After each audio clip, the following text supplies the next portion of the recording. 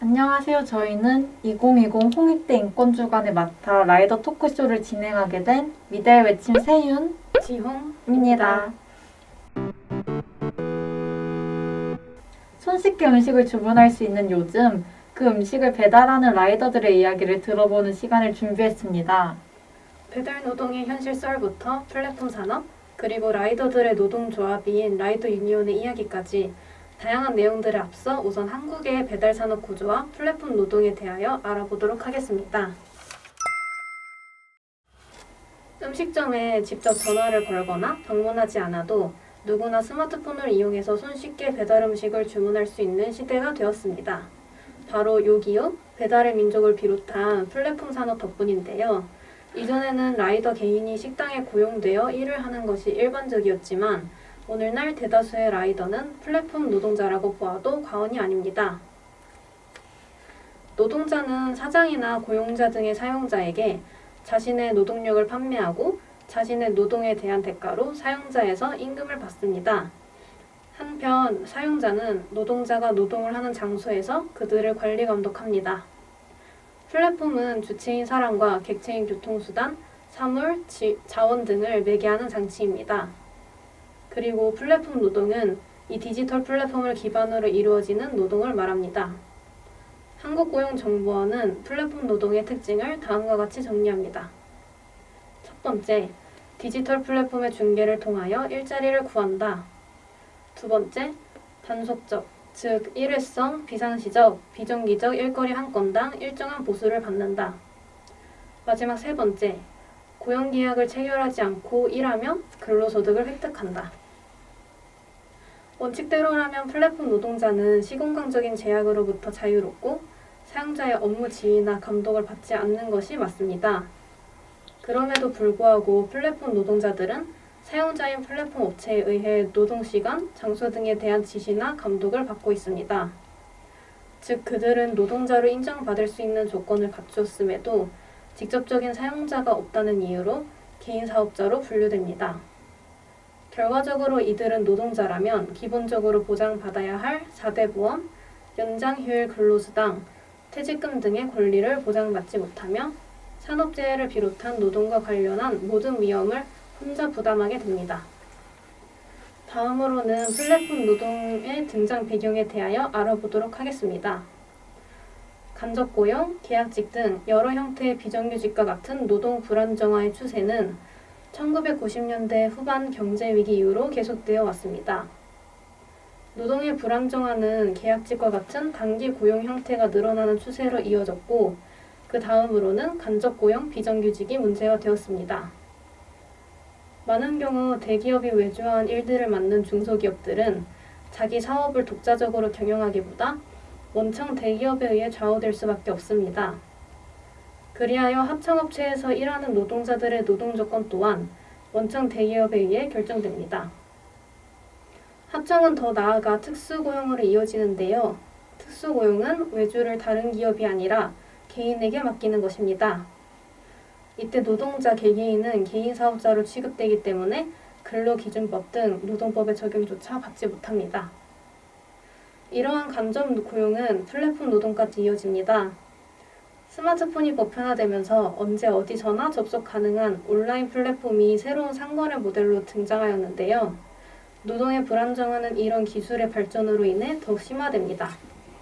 정보통신 기술의 발달로 노동자를 직접 고용하고 훈련하여 사용하지 않더라도 얼마든지 외부에서 조달할 수 있게 된 것입니다.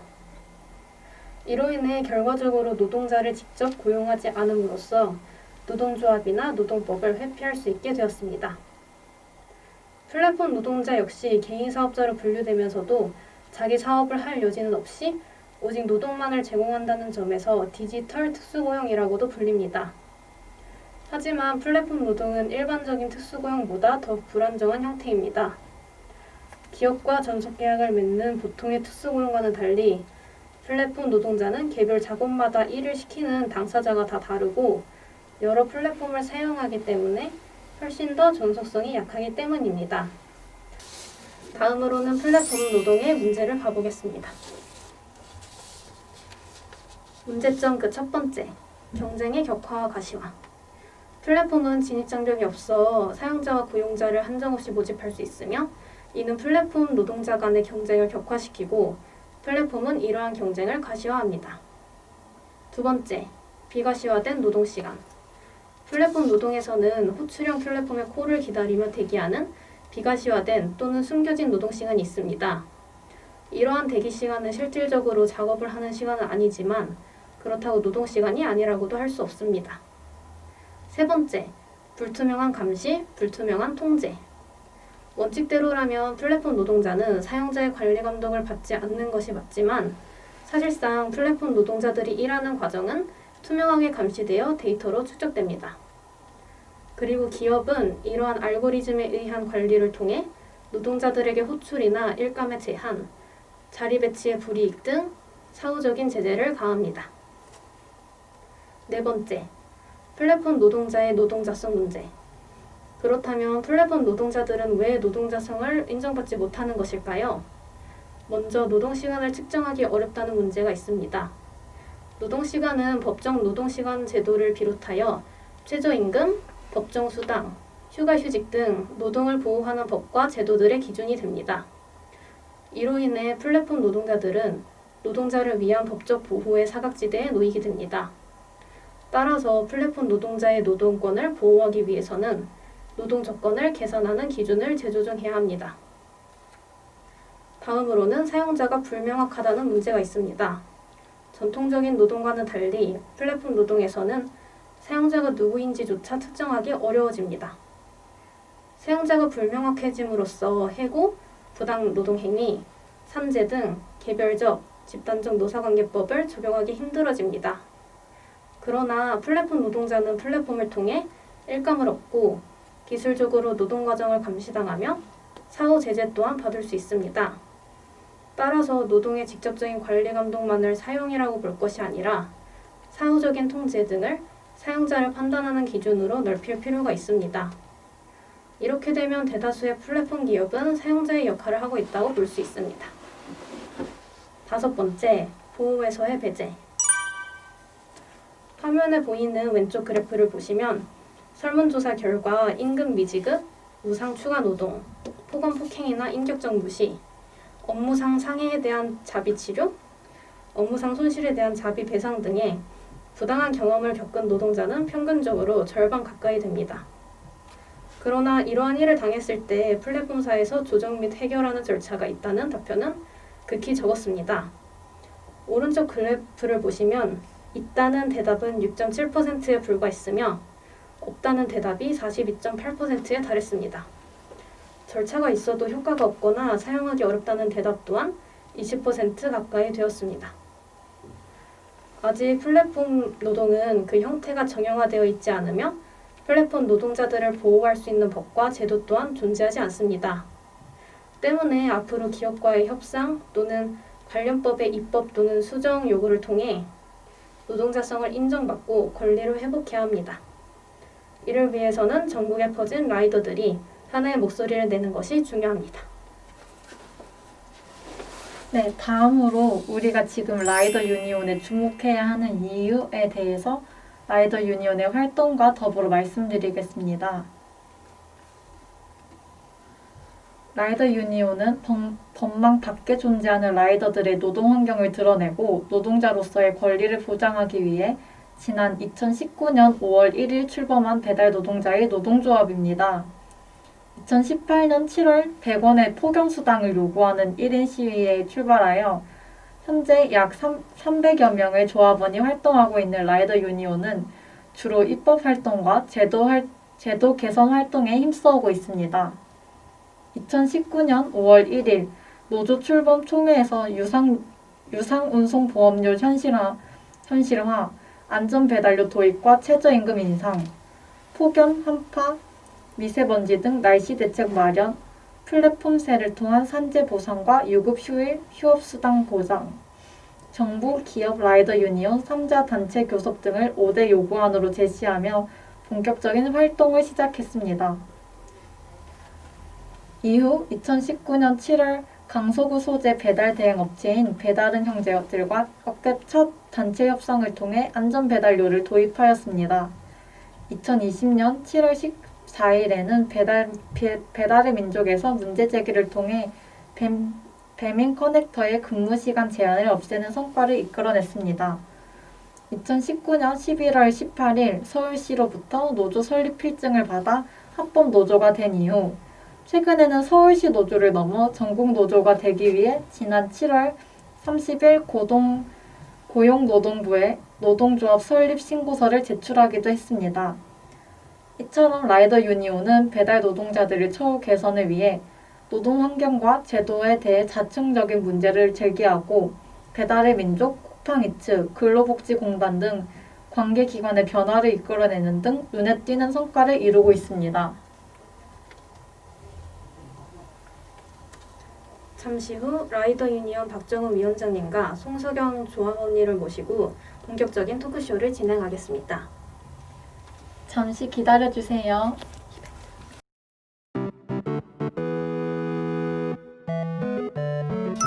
네, 앞서 라이더 유니온과 라이더 유니온의 활동들을 간단하게 훑어보았는데요. 본격적으로 토크쇼를 시작하기에 앞서 라이브에 들어오신 시청자분들을 위해 두 분 자기소개 좀 부탁드립니다. 네, 안녕하세요. 라이더 유니온 위원장 박정훈이라고 합니다. 안녕하세요. 라이더 유니온 조합원 송서경입니다. 네, 두 분은 언제부터 라이더로 일하고 계시는 건가요? 저는 한 4년 정도 된 것 같고요. 네. 저는 작년 7월 달부터 일했었어요. 지금은 쉬고 있습니다. 네, 아, 네. 이거 단답형인가요? 약간 네. 라이더 일을 하면서 혹시 기억에 남는 일화가 있으실까요? 맞죠? 네.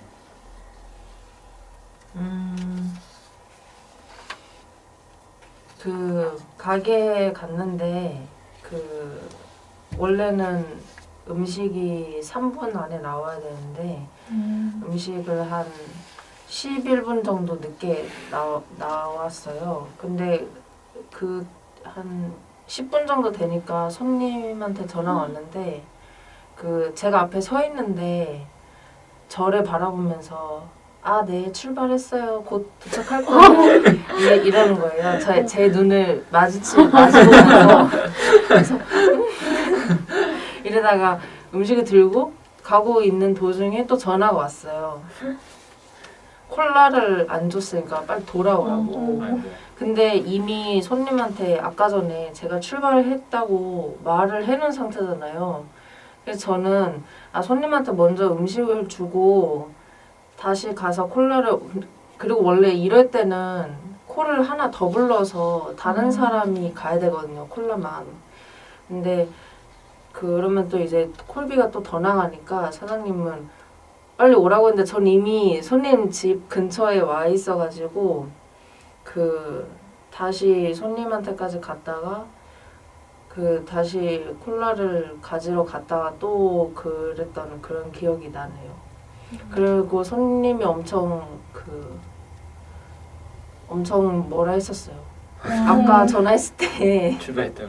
이미 거의 다 도착했다고 들었는데 왜 20분이나 더 걸리냐. 자기가 엄청 오래 기다렸다고. 손님 입장에서는 그렇게, 그래서 손님 입장하고 라이더들도 집에 들어가면 이제 손님이 되잖아요. 시켜 먹을 때는 소비자잖아요. 그럴 때 저희는 좀 더 빨리 왔으면 좋겠고, 가게에서 여기까지 오는데 얼마 시간이 안 걸리는데 왜 오토바이로 오면 한 5분이면 올 거리인 것 같은데 왜 이렇게 늦지라는 생각을 항상 하는 것 같은데, 저도 그러는 것 같은데 이면에는 굉장히 다양한 일이 벌어지고 막 오다가 무슨 경찰한테 딱지를 끊길 수도 있고 뭐 별의별 일이 다 일어나서 그런 거를 좀 고려를 해줬으면 좋겠어요. 그러게요. 그냥 앉아서 음식을 받는 소비자 입장에서는 사실 상상하기가 정말 어려운 일인데 되게 중간에서 부담을 지게 되시는 거네요. 네. 그 사장님이 거짓말을 하셔서. 저뿐만이 아니고 저희 조합원들이 다 공통적으로 겪는 것 같아요. 그리고 사장님이 그렇게 대처를 하는 거는 좀 여러 번 봤어요. 그 사장님이 그 독특하신 분이고 네. 보통 뭐가 문제가 나면 처음부터 용기를 잘못 닫아서 음식이 흐른 건데 그 손님 입장에서는 이거는 배달 기사가 실수한 거라고 생각하게 만드는 그런 구조인 것 같아요. 저도 처음 들어본 것 같아요. 그런 입장에 대해서. 네, 여러분들도 그럴 때 다양하게 입장을 고려해 보시고 느긋하게 기다리시면 좋을 것 같습니다. 아, 네. 저도 돌아가면서 저 많은 일들이 있긴 했는데 가장 홍대에서 자주 있는 일들은 뭐냐면 술 먹고 배달시키는 분들이 있어요. 그러면 술버릇이 배달이. 그리고 배달 냉장실에 이거를 기다려 주시면 감사한데 배달 시켜놓고 이제 주무세요. 그래서 그 한 번은 아침에 갔다가 이제 두드렸는데 분명히 하는 소리가 들리는데 아무리 두드려도 안 나와가지고 그냥 돌아왔었거든요. 근데 이제 퇴근할 때쯤 되니까 이제 문자 누구세요라고 왜냐면 제가 전화도 걸었으니까 문자가 와서 제가 이제 배달원이라고 이렇게 했더니 뭐 죄송하다고 술버릇이라고. 네. 제가 그게 한 번만 있었던 건 아니고 한 2번 정도 있었습니다. 그래서 홍대 배달의 특징이 아닐까라는 생각이 드네요.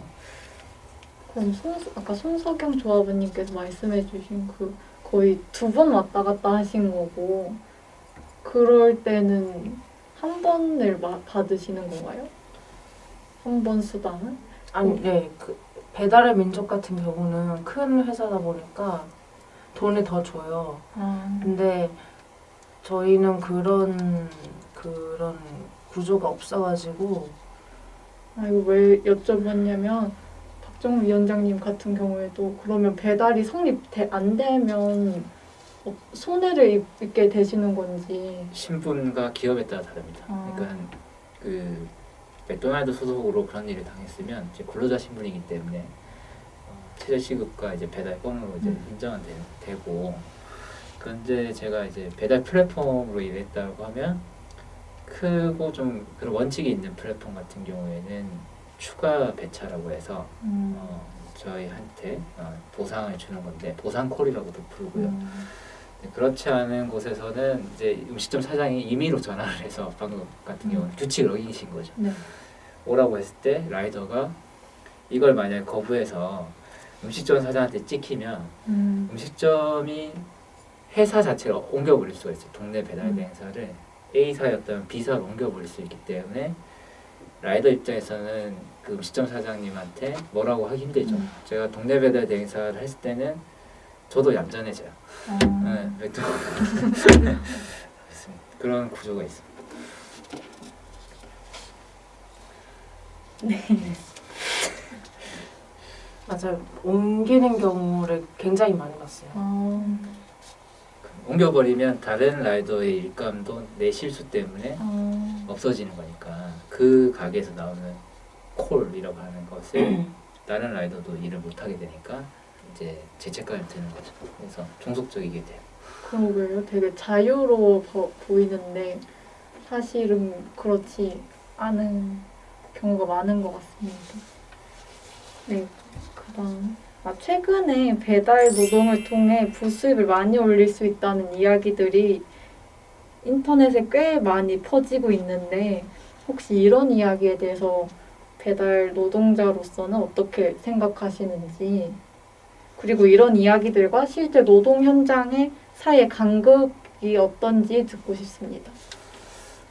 보통 서울 얘기라 그러니까 지역에서 일을 해보셨으니까 거기 단가 얘기를 해주시면 될 것 같아요. 지금 배달의 민족은 3,000 최소 단가 3,000원. 인데 프로모션이 붙어서 뭐 4천, 5천원까지도 올라가죠. 저희 같은 경우는 그 롯데리아는 2,618원에다가 그 이제 콜 하나당 수수료를 대행업체에 내서 수수료 200원씩 차감을 하면 롯데리아는 2,418원이고 거기가 제일 최저고 이제 2,900원, 3,000원 정도. 그리고 저희는 프로모션이 하나도 없어요. 프로모션이 있는 곳은 배달민족하고 쿠팡이츠밖에 없다고 보시면 될 것 같아요. 아 그리고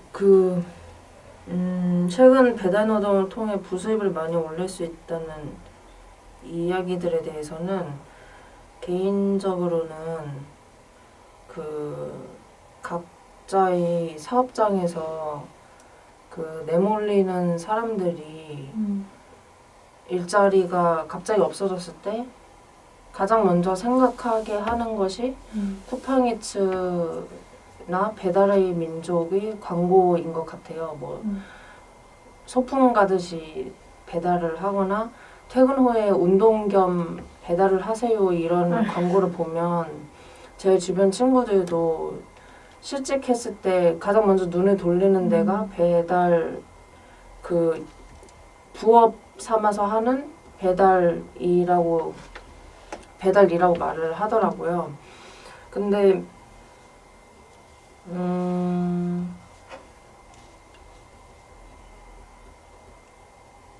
배달 노동을 통해서 부수입을 많이 올릴 수 있다는 거는 좀 그 사실관계가 틀린 말인 것 같아요. 왜냐면 수입이 많으려면 배달 노동을 통해 노동 시간이 많아야 되고 그러면 전업이어야 그 노동 시간이 한 하루에 12시간 정도는 되어야지 그 수입이 보통 우리가 생각하는 월 400, 300 정도 벌어간다라는 그 말에 부합하려면 하루에 12시간씩 해야지 그런 그 수입이 나오기 때문에 네. 네. 말씀 잘 해주셨고 네. 그리고 이제 서울 수도권에서 그 태풍이 오거나 이번에 한 50일 넘게 비가 왔잖아요. 그래서 비가 왔을 때 라이더들이 일을 안 하려고 하기 때문에 여기에 막대한 프로모션을 해서 하루 일당이 이제 주말 저녁에 일감이 많았을 때 프로모션을 붙여서 배달 일을 많이 해서 생긴 일당을 곱하기 365 이렇게 해서 낸 수익인 건데 그런 날은 1년에 몇 번 없고요. 그리고 여름과 겨울에 이렇게 저희가 바짝 수익을 벌고 봄과 가을에 쉬는 거거든요. 일감이 없어가지고. 그래서 여름에 단기 수익을 가지고 얘기하는 건 간극이 있고 이렇게 해서 들어온 사람들은 좀 위험하게 되죠. 자기가 실제 소득을 그렇게 못 버니까. 그러면 말씀하신 것처럼 더 길게 일하거나 난폭하게 일하게 되죠. 그래서 되게 안 좋은 기사였고 사실은 쿠팡이나 배민을 위한 홍보성 기사였죠.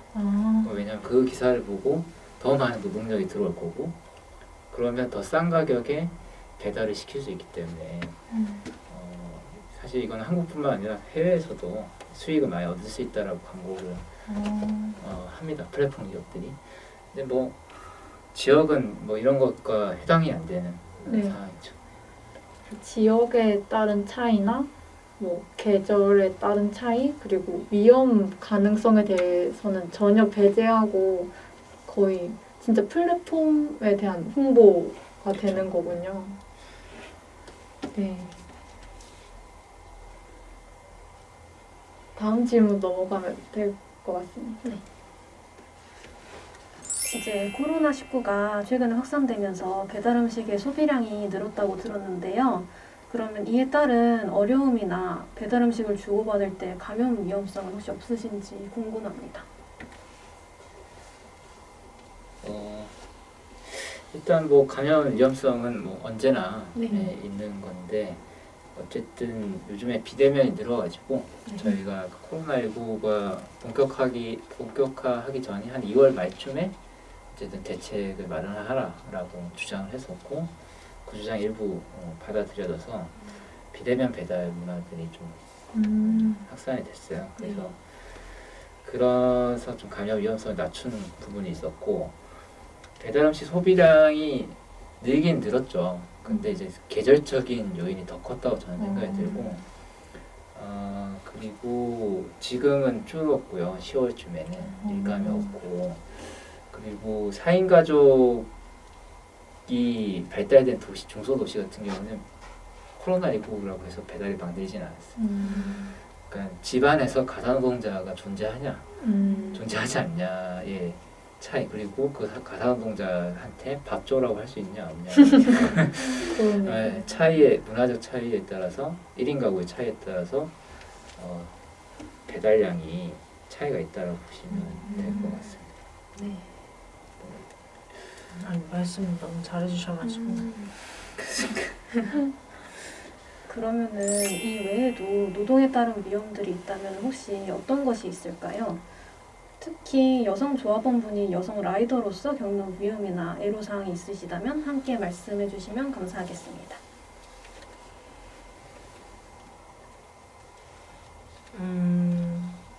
노동에 따른 위험들에서는 그 다른 사업장은 모르겠는데 저희 대행 업체에서는 통계를 내보면 12월 달이 1년 중에 가장 많은 사고가 나는 달이라고 매년 그래왔대요.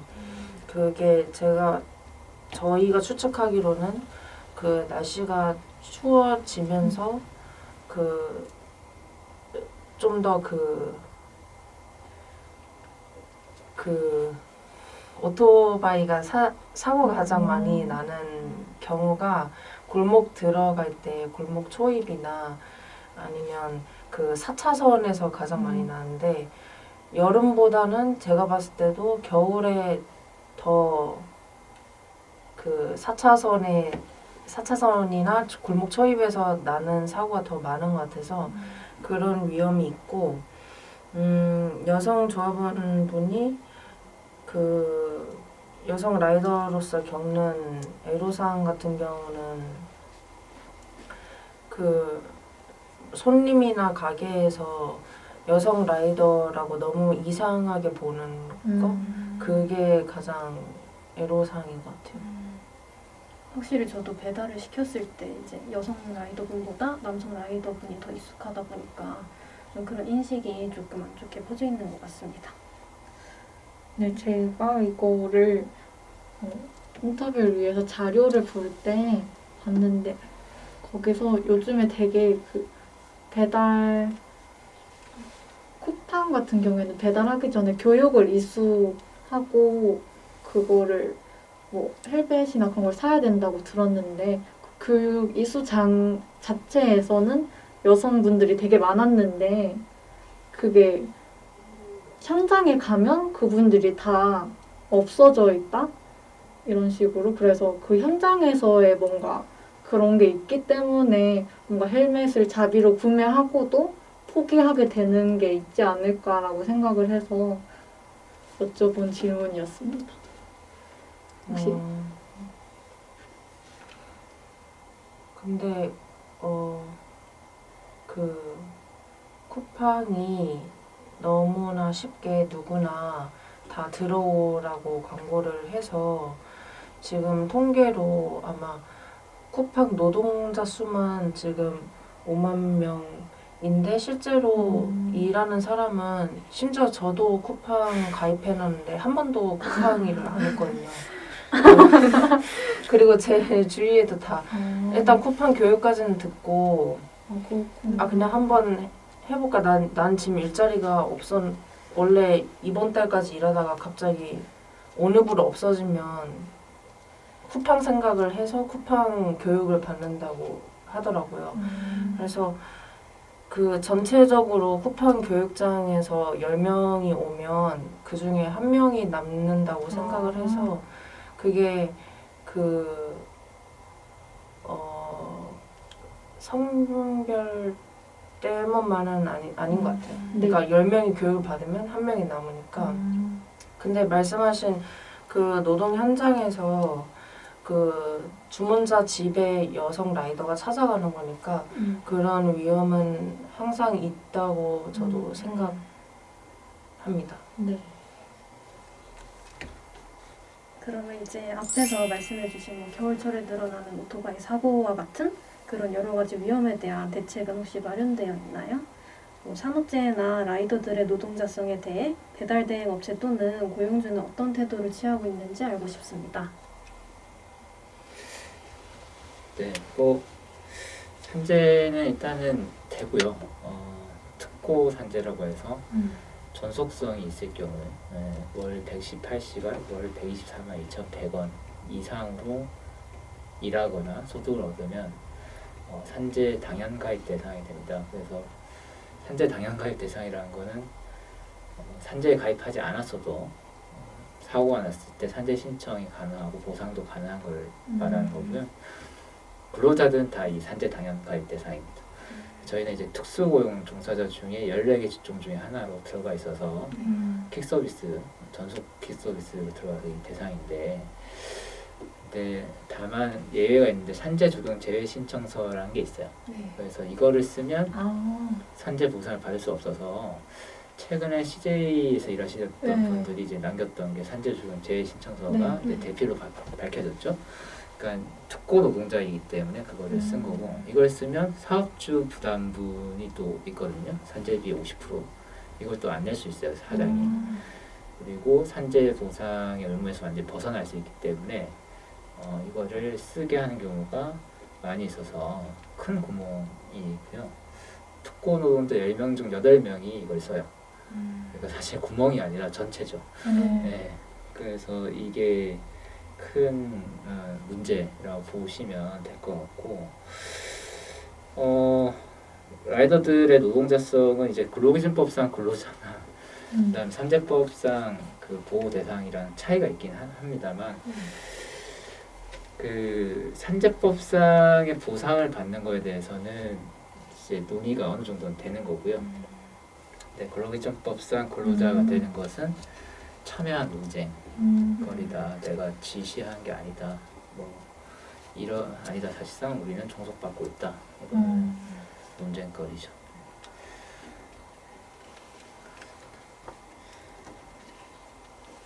그러면 혹시 라이더들이 제대로 보호받지 못하고 있는 이유나 원인은 혹시 무엇이라고 생각하시나요? 어떻게 먼저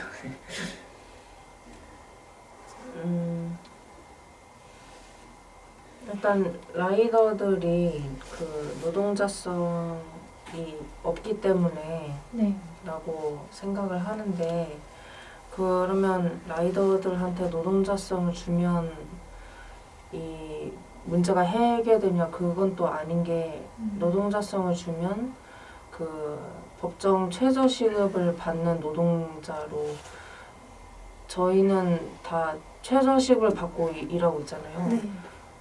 저도 그렇고, 그러니까 제가 편의점에서 알바를 하게 되면 최저시급이고, 그런 사람들이 그 라이더들을 한다고 저는 생각을 하는데, 그래서 노동자성이 오면 그러면 또 임금이 낮아지잖아요. 그래서 이 라이더들의 노동자성이 없는 이유는 그 전체적으로 지금 그 한국의 노동 시장에서 그 비정규직이 차지하는 비율이 너무 높고, 비정규직과 정규직 간의 차이가 너무 커서, 그리고 노동자성이 없는 사람들과 또 비정규직 또 비정규직 안에서도 특고와 노동자성 있는 비정규직으로 나눠서 이렇게 다 구분을 해놨기 때문에 그 라이더들이 노동자성이 없고, 그에 따라서 보호받지 못하고 있다고 생각을 합니다.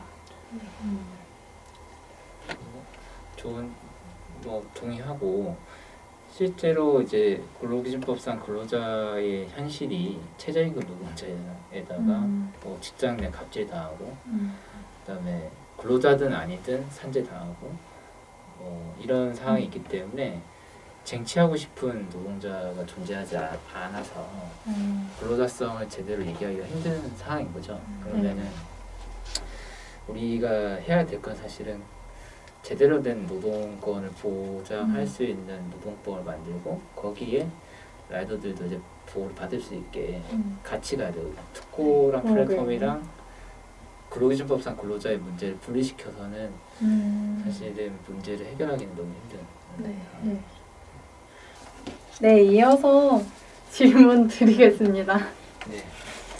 고용주나 플랫폼 이용자 입장에서는 플랫폼 산업의 발달이 긍정적이고 편리하게 느껴질 수 있겠지만 한편으로는 노동자들을 더 큰 위험으로 몰아넣고 있다는 평가도 뒤따르고 있습니다.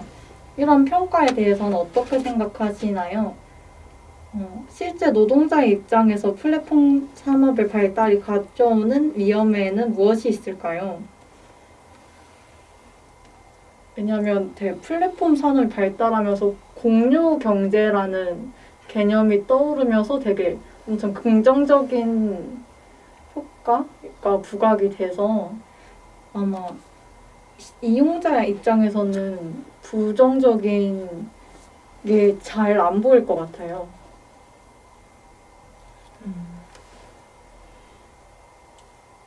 아까 말했듯이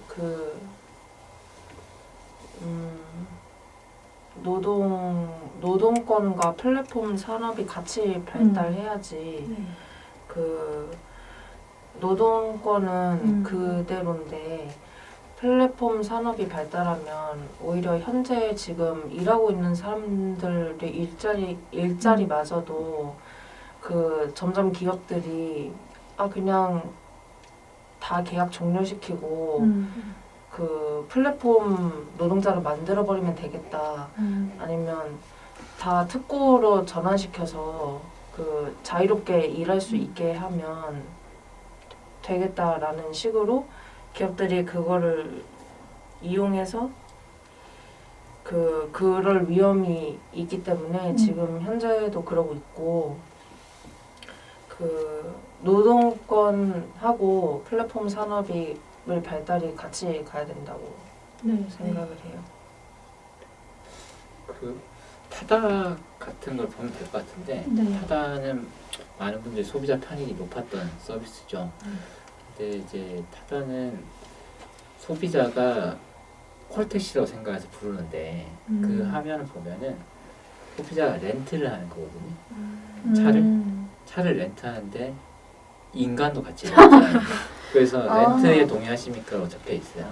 근데 그걸 보는 소비자는 잘 없죠. 네. 그래서 이제 소비자는 이제 콜택시라고 부르는데 타다는 자기들이 그런 회사가 아니다라고 주장해왔고 또 이거를 모르고 보면은 참 타다 같은 좋은 거를 왜 불법으로 만들었냐라고 볼 수가 있어요. 왜냐면 근데 누군가 렌트를 해서 택시를 할 수 있으면 온 도로가 그냥 렌터 해가지고 자기가 차 빌려가지고 손님 태워서 영업행위를 할 수 있다는 걸 허용하는 거거든요. 이게 산업적으로도 문제가 되고 그리고 인간을 빌리시는 건데 인간을 근로자로 고용을 한 게 아니고 근로자로 고용 못 해요. 렌터 사업 이렇게 하면은 그래서 고정급은 주되 노동자는 아닌 방식으로 운영을 했던 거거든요. 이게 불법 파견이고 노동자라고 이제 판정이 난 건데 근데 택시한테도 사실 고정급을 줬다면 택시 아저씨들이 엄청 친절할 거예요. 그리고 느리게 갈 거고 골목 안도 가게 될 거면 왜냐면 시간급이기 때문에 그래서 타다가 만들어낸 혁신이라고 하는 거는 사실 이제 규제를 벗어나서 본인들만 노동법이라든지 산업의 법을 어겨서 만들어진 혁신이거든요. 그래서 그런 부분이 무너지는 거죠. 근데 이거를 알기 힘들죠. 그래서 말씀하신 것처럼 타다 이런 것들은 혁신이고 거기에 반대하는 사람들은 이제 시대에 뒤떨어지는 구도가 만들어집니다.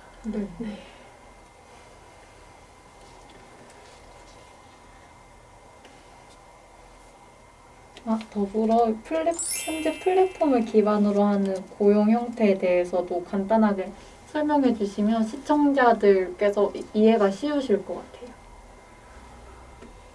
고용 형태요. 일단은 플랫폼이라고 하는 게 일감이 오면은 바로바로 가야 되기 때문에 근로자로 고용을 하면 안 됩니다. 왜냐하면 근로자면 이제 근로계약서 써야 되고 해고할 때 해고 예고해야 되고 해고 절차 밟아야 되는데 방금 1초 만에 들어온 배달을 이제 시키고 넘기거나 근로 시간 때문에 그쵸. 플랫폼을 쓰는 것도 플랫폼 노동자는 24시간 대기하잖아요. 네. 그러니까 수요가 들어오면 바로 나가는 거니까 그래서 일자리가 없어지고 대신 사람들 노동자가 아닌 사람들한테 일자리 대신 일감을 주는 게 플랫폼이라고 생각을 합니다.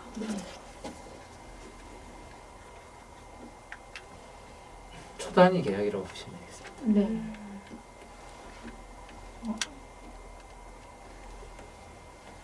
네, 그러면 설명 잘 해주셔서 잘 들었고 라이더 유니온은 플랫폼 노동과 라이더 처우 개선을 위해 어떤 대응을 해오셨고 어떤 성과를 얻으셨는지 간단히 소개 부탁드립니다. 네, 일단 저희가 산재에 문제에 집중했었고 일하다 다치신 분들을 개별 상담하고 배달 라이더들이 산재가 되는 걸 대부분 모르셨어요. 모르셨는데 저희가 이제 된다고 안내해서 산재 보상을 받게 안내를 뭐 심지어는 노무사나 변호사님들한테도 된다라고 저희가 설명을 해드리고 그때는 잘 모르셨기 때문에 그게 성과였고 또 두 번째는 이 플랫폼들이 자유롭게 일을 시킨다고 얘기는 하는데 실제로는 출퇴근 지휘도 하고 식사 시간도 제한하고 휴무일도 강제로 만들어 화장실도 네, 화장실도 나중에 설명해 주시면 좋을 것 같아요. 그래서 저희가 노동자다 이 사람들은 그래서 노동자서 판정 받아서 적어도 6.25나 배민 라이더스 다 그렇게 해놨는데 벌금제 같은 걸 했었는데 그걸 다 없애 버렸죠. 그것도 큰 성과라고 보고 있습니다. 네. 네, 또 그 얘기 해주시죠. 네. 화장실을 갈 때 단톡방에서 지휘 감독을 하는데 장실이요라고 적어요. 그러니까 화장실을 장실이라고 부르는데 내가 지금 장실을 가니까 5분 동안은 이제 컴퓨터에서 센터에서 저희가 점으로 표시돼서 점이 움직이는 거를 이거를 매일 볼 수가 있는데 동선을 장실에 가면 점이 멈춰 있잖아요. 그러면 이제 연락이 오는데 장실이라고 말을 하고 가야 돼요. 그래야 점이 멈춰 있어도 뭐라 안 하니까. 그럼 누가 계속 보고 있는 거예요, 그거를? 근데 보고 있는 사람들이 항시 있어요. 배달민족도 꼭 있고 배달민족도 센터에 보고 있는 사람들이 많고 저희 사업장에서도 보고 있는 사람이 3명이 있었어요. 감시라고 해야 될지 보호라고 해야 될지. 감시요? 감시네요. 관리라고. 관리? 중간 관리자.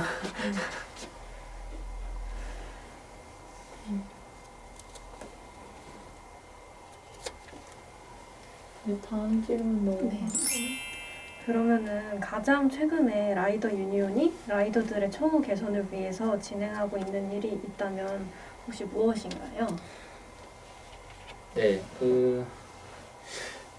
그래서 저희가 지휘 감독 하지 말라고 했더니 지금 새롭게 나온 게 알고리즘 시스템인 건데 알고리즘 이제 자동으로 저희한테 일감을 주는 방식으로 바뀌고 있어요. 지역은 그대로 전투골 방식인데 먼저 뜨는 거를 먼저 가져가는 방식인데 이 알고리즘이 사실상 뭐 예전에 관리자들이 전화해서 이거 가라고 하는 거랑 똑같거든요. 근데 단지 앱으로 하기 때문에 이거는 지휘 감독이 아니다라고 아마 주장을 하실 거고 저희는 뭐 지휘 감독이라고 보는 거고 그런데 이제 근로자성으로 지금 당장 붙어버리면 한번 져버리면 끝장이기 때문에 좀 어떻게 대응해야 될지 좀 고민을 하고 있는 사항이고요. 두 번째는 이제 산재 조동 제외 신청제도 폐지라든지 존속성 기준 폐지를 위한 제도 개선들을 하려고 하고 있습니다. 정말 라이더들 분들의 처우 개선을 위해서 다양한 일들을 하시고 계시는 걸 알았는데요. 그러면 최근 서울시 노동조합에서 전국 노동조합으로의 변경 신청을 하셨다고 들었는데 진행 상황은 현재 어떻게 되어가고 있나요? 네, 이건 다 실무적 얘기라 제가 네, 서울시로부터 설립 신청 받았고 네. 전국 노조 그래서 이제 서울시 라이더 유니온은 이제 법내 노조, 법내 네. 노조고 그다음에 전국 노조의 고용노동부에 네. 설립 신고를 한 겁니다. 그래서 간청이 다른 거죠. 노조를 설립할 수 있는 방법이 두 가지인데 하나는 지자체, 하나는 고용노동부거든요. 근데 전국은 이제 고용노동부에서 네. 설립 일정을 받아야 되는. 그래서 그 과정을 이제 기다리고 있고 저희가 이제 종속성이 있는지 없는지를 고용노동부에서 따지고 있는 건데 이제 노조법상 노동자인지 근로기준법상 근로자인지와 또 다른 산재법상 근로자인지와도 또 다른 노조법상 근로자인지를 이제 따져 묻는 과정이라고 보시면 네. 될 것 같습니다. 이해가 안 가시죠? 저도 이해가 안 가고 네, 왜 이런지 저도 잘 모르겠어요. 혹시 그럼 관계부처의 입장이나 태도는 어떠한지? 그러니까 노조라는 게 꼭 설립 필증이 있어야 힘이 있는 건 아니거든요. 네. 설립 필증 없어도 뭐 화물연대 다 아시잖아요. 네. 왠지 나라가 흔들릴 것 같은 노조조합이죠. 근데 화물 노조라고 안 부르고 화물 연대라고 부르거든요. 이분들은 노조 설립 필증이 없어요. 필요도 없죠. 그냥 나라를 움직이니까. 네. 그러니까 그렇게 힘이 있으면은 되는 거고 아직까지는 라이더 유니온 어쨌든 정부 부처나 이런 데서 인정을 받고 대화 파트너로 인정을 받고 있기 때문에 그런 데는 크게 문제는 없는 상황입니다. 현재는. 네. 그러면 그 신청을 했는데 딜레이 되고 있는 거는 노조법상 노동자성을 확인. 네, 왜냐하면은 이게 모든 사람들의 결사의 자유를 보장하는 것이 대통령 공약이었고 네. 이걸 ILO 핵심 협약 비준을 공약으로 내걸었고 거기에 결사의 자유가 있는데 네. 안 하고 있는 거죠 대통령이. 그런데 고용노동부에서는 이걸 아예 안 내줄 수도 없고 네. 그렇다고 내줘 버리면은 저희뿐만 아니고 애매한 영역에 있는 많은 분들이 노조할 권리가 생길 거기 때문에 네. 경총이라든지 사용자 단체에서 반대를 하겠죠. 네, 그래서 이거가 민감한 문제인 거죠. 사실 잘 이해가 안 되시잖아요. 왜? 저도 그래. 저 잘 이해 안 되잖아요. 근데 저희가 생각하기엔 진짜 언니 노동자신데 자꾸 뭘 확인하고 있는 건지 그냥 진짜 이해가 안 됐거든요. 일을 하고 있으면 노동자인 것 같은데? 그러니까 그 미대의 네, 외침이시니까 네. 사실 와닿으실 문제일 것 같아요. 네. 그러니까 예를 들어서 위험한 작업하다가 다치실 수 있는데 네.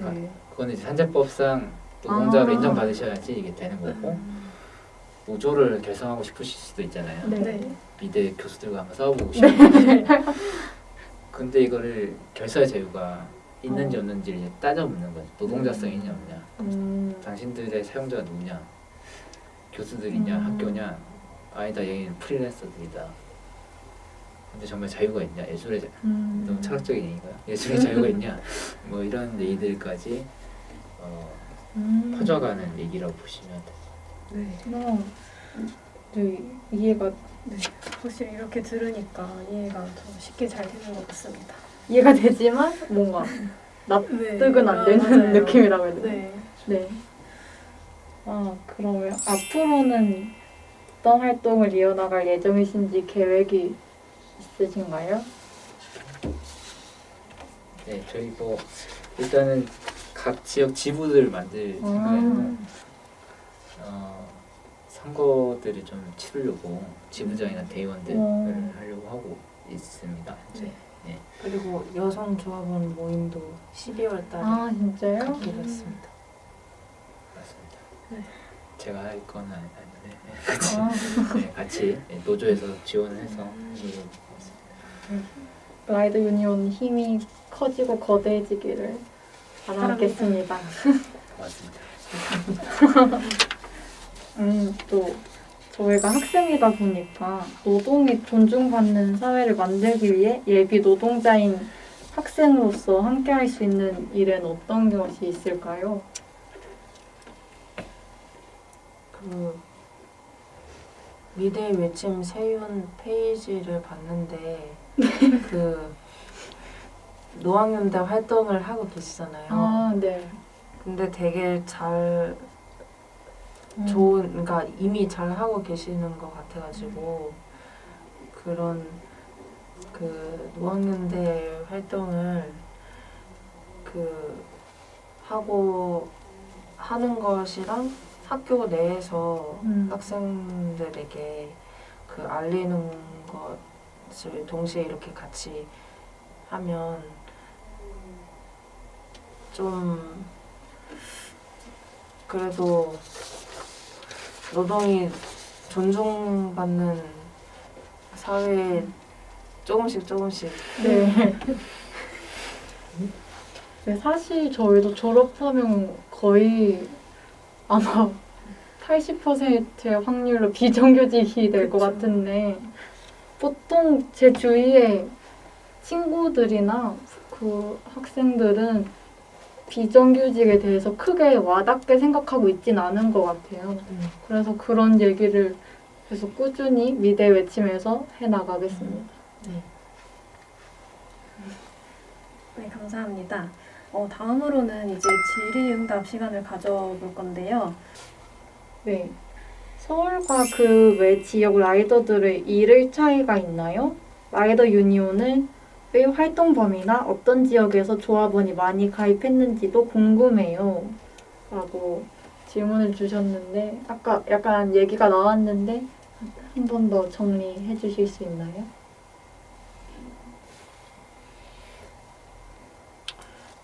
근데 서울이 많잖아요. 네, 서울이 주로 많고 지금 지부는 부산 지부가 있고 강주랑 경기도에서 지부를 이제 만들려고 준비하고 있고요. 인천에도 조합원들이 이렇게 늘어나고 있는 상황이고 서울 수도권이 많고요. 거기 산업 다른 나라죠. 네, 그게 또 문제죠. 아예 환경이 다른가요? 노동 환경이? 노동 환경도 다르고 조건도 다르고 지역 제가 일했던 지역에서는 서울에서 그 배달 노동 환경이 어떤지 전혀 모르는 사람들이 대부분이었어요. 그러니까 2,500원 받는 게 당연하다라고 생각을 하는 사람들이 많았었고 뭐 저희는 그래도 배민 커넥트의 존재는 알잖아요. 네.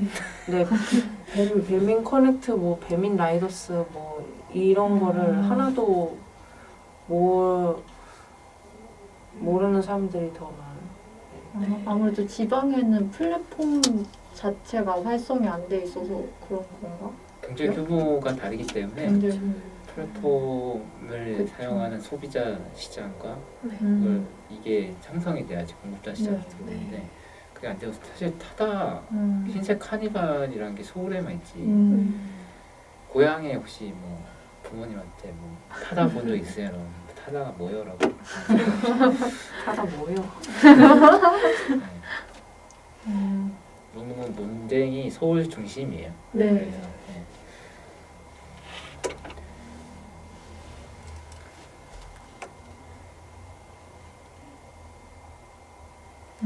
또 발제에서 플랫폼 노동자들이 하나로 뭉치기 힘든 이유를 알 수 있었는데 그렇다면 라이더 유니온은 어떻게 조합원들을 모았나요? 특별한 방법이 있었나요? 라고 질문을 주셨습니다. 관련된 일화 같은 게 있으시면 얘기해 주시면 좋을 것 같아요. 어떻게 가입하셔야 되는지 말씀해 주시면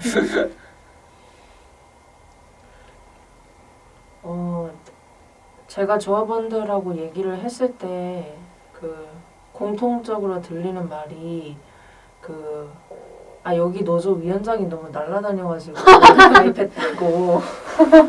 처음 그래요? 박정원 그러니까 기사에 많이 뜨고 네.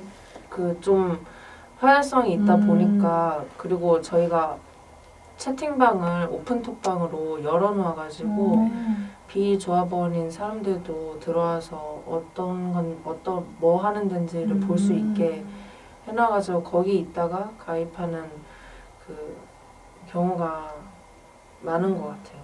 네, 확실히 라이더 유니온을 검색하니까 거의 1년밖에 안 됐는데도 불구하고 자료가 되게 많이 나오고 기사도 많고 또 유튜브도 하시잖아요.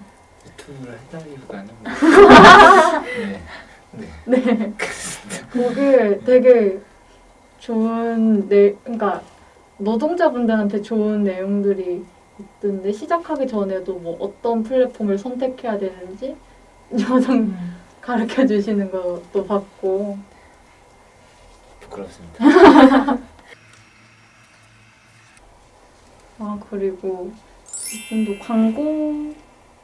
그러니까 오토바이가 없어도 누구나 뭐 걸어서도 뭐 자전거를 타고도 부업을 할 수 있다는 광고를 보시고 전업 라이더와 실제로 부업으로 하는 사람의 비중이 어느 정도인지도 여쭤보시네요.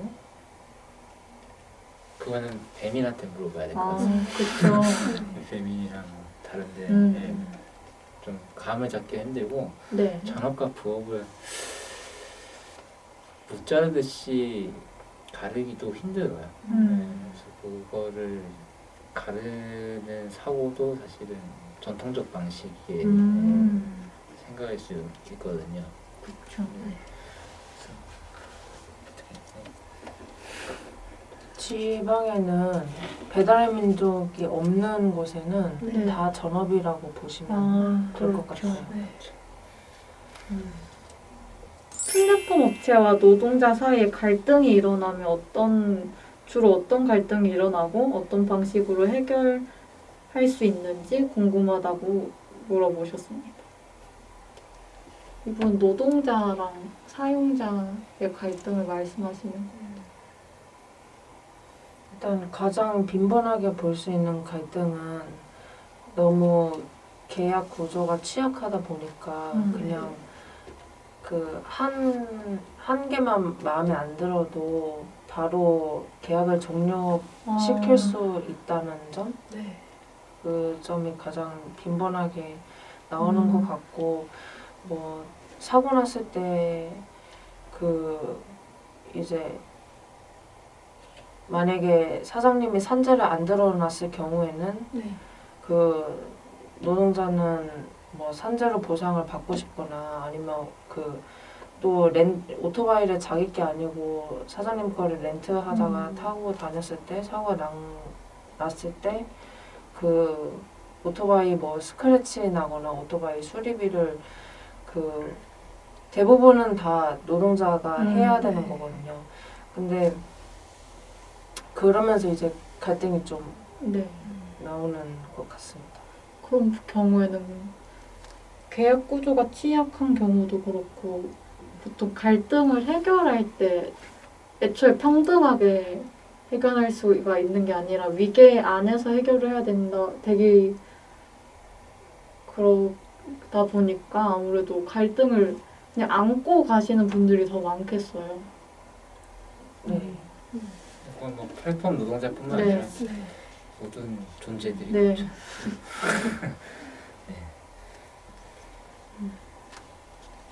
혹시 마지막으로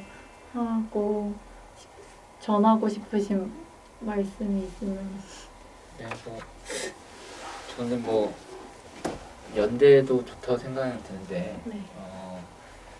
사실 자기 문제를 가지고 자기 영역에서 싸워주는 게 네. 더 큰 풍성한 연대를 만들 수 있을 거라고 생각이 네. 들어요. 그래서 예술 노동자들의 현안이 분명히 네. 있거든요. 그래서 그런 문제로 게 좋지 않을까 하는 생각이 있고 저희 조합원 중에도 예술가들이 있으세요. 예술가들이 네. 대부분 불안정에 네네. 시달리기 때문에 오토바이 타시거든요. 그래서 그분들이 주체가 돼서 그분들이 노동권을 보장받으면 웬만한 노동자들은 다 보호를 받을 수 있습니다. 여러분들이 산재 뚫고 노조할 권리 뚫고 고용보험 뚫고 최저임금 막 보장받고 막 그런 파업도 하고 이러면은 이 땅에 있는 모든 일하는 사람들은 다 노동상권뿐만 아니라 노동권 보장받을 수 있다라는 오히려 그런 생각 해주시면 좋겠다는 생각이 네. 제 친구가 지금 너무 구체적으로 그 은평구에서 네. 미술학원에서 일하고 있는데 그 모든 근로 시간에 다 쳐가지고 수당까지 다 치면 128만 원을 줘야 되는데 지금 120만 원 주고 있어가지고 거기가 노동자가 4명인데 거기서 노조를 만들고자 지금 2달째 열심히 노력하고 있거든요. 근데 4명인데 그래서 가장 그 취약한 것 같아요. 저도 동의하는 말을 해주셨고 그래서 그리고 사실 학교 안에서 예비 노동자인 학생들한테 그 선전하는 게 더 그러니까 그게 가장 중요하다고 생각해요. 근데 그게 진짜 쉽지 않잖아요. 그렇죠. 저도 다른 대학교에서 노학연대 활동을 했었는데 뭘 열면 2명이 오고 이렇게 열심히 강사까지 초빙해가지고 다 장소 다 대여해가지고 딱 하면 막 그냥 회원만 오고 회원 이외에는 1명 오고 막 네. 그러잖아요. 너무 힘들어요. 그래서 그 힘든 일을 지금 열심히 하고 해주시고 계셔가지고 되게 고마웠던 그런 날인 것 같아요. 사실 우리에게 할 수 있는 데가 별로 없잖아요. 방금 약간 꼰대 같았는데. 네. 아무래도 약간 악순환인 것 같아요. 대부분 관심이 없어서 그렇죠. 이걸 진행을 해도 관심이 없어서 안 오고 그러면 단체 안에서 사람도 적어져서 뭔가 홍보할 역량도 적어지고 그러면 더 홍보가 안 되면 더 사람이 안 오고 네 정말 공감되는 말씀 해주셨습니다. 차라리 주제로 하면 더 재밌을 것 같아요. 그러게요. 그럼 이건 내년에 네. 다시 한번. 뮤직보드. 네. 좋은 말씀 감사합니다. 그러면은 이제 지금까지 박정훈 위원장님과 송석영 조합원님과 함께한 라이더 토크쇼였습니다. 여기까지 시청해주신 분들 모두 감사드리고 함께해주신 박정훈 위원장님, 송석영 조합원님께도 감사의 말씀을 드리며 마무리하겠습니다. 감사합니다. 수고하셨습니다. 수고하셨습니다. 수고하셨습니다.